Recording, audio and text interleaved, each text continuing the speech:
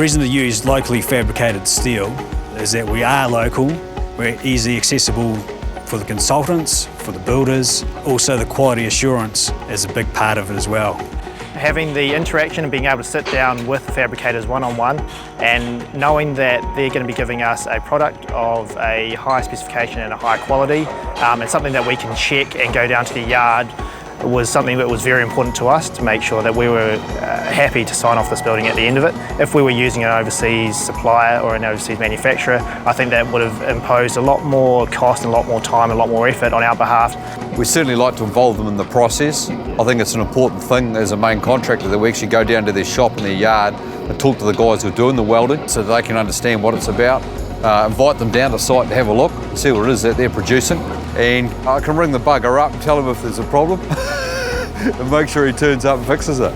There has been the odd situation where a piece of steel has had to go back. You know, could you imagine trying to do that with an offshore fabrication system or procurement method? It would be very problematic. You'd have program issues. The structural steel sector in New Zealand has invested significantly in the last decade in new workshops and technology.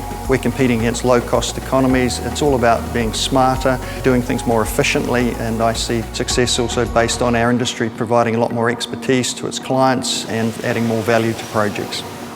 The earlier we can get involved, the better value it is for a client. So we can bring our expertise to the table. It is about detail. So a piece of steel is a piece of steel, but the way that we bolt it together and the way that we weld it and the way that we detail it has a very significant effect on the value of the project. Bringing the fabricators in early on is absolutely essential for project success. The engineers always need good advice around the most cost-effective way to achieve their designs. It was actually a learning exercise for ourselves because we never got access to those sort of people. We learned some of the tricks in terms of bolted connections, welded connections, what's good, what's not good, applying some of the safety and design aspects as well.